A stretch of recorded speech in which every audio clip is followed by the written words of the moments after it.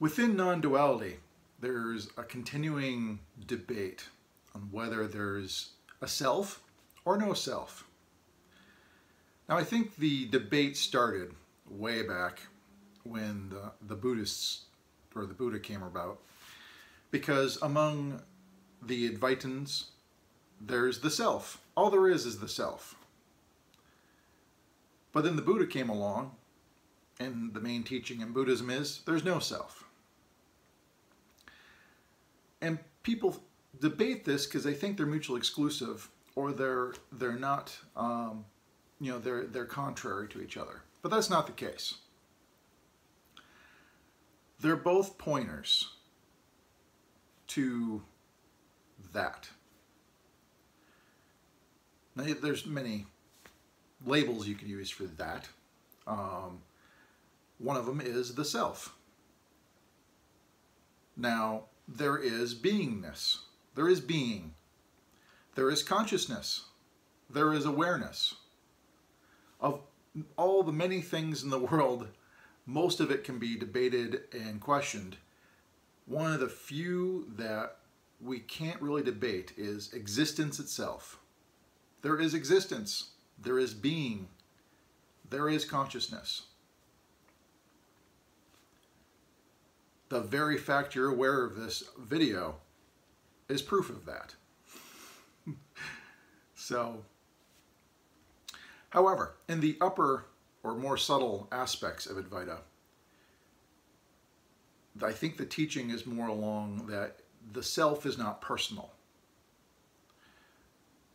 I think that might have been the original teaching of the self is not personal. You can't identify with it. You can't somehow acquire a everlasting me that will exist forever. Because that was the Buddha's main complaint against common philosophy at the time, was everybody was grasping the self and trying to exist forever. And he said, no, there's nothing to grasp there. There's nothing to identify with. There's no self.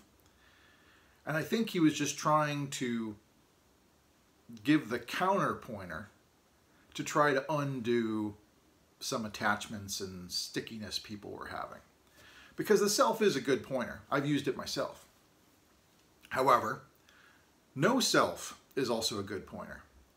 I've often said that enlightenment is a seeing through the illusion of duality, and this shatters the me. There's no me.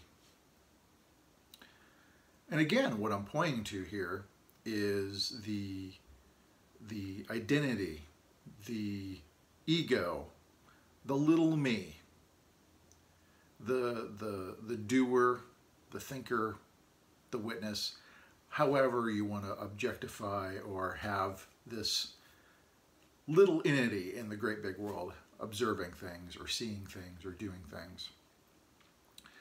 That me implodes. Because ultimately in non-duality, there is no other. There is no separation. There is only what is. That is all there is. Now, the me then shatters or implodes, leaving that left, which isn't really, like I said, personal. It's not personal. It's not really something to be identified with. Now, you can keep going further on that side of the pointers, because in Buddhism they also talk about void, which maybe a little closer pointer would be emptiness, or even a closer pointer, the one I prefer, is nothingness. Nothingness is not... See, when people think of void, they think of an absolute emptiness. There's nothing other, no absolute emptiness really anywhere.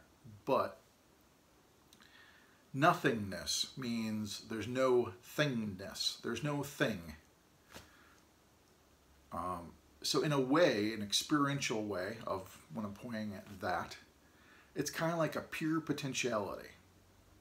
It can be experienced as that, as a pure potentiality. There's no thing, but it's not exactly void. And so, but really these 2 pointers are just 2 sides of the same coin. I mean, even in Buddhism itself, they say that emptiness is form and form is emptiness.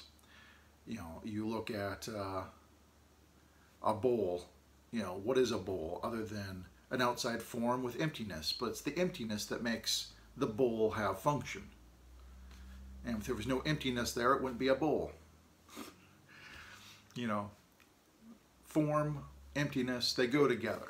They're really the warp and a woof of the world in a weaving. They both are required to have what is. And so you could say there's everythingness, oneness, nothingness, all good pointers. But it's pointing at that. Thank you.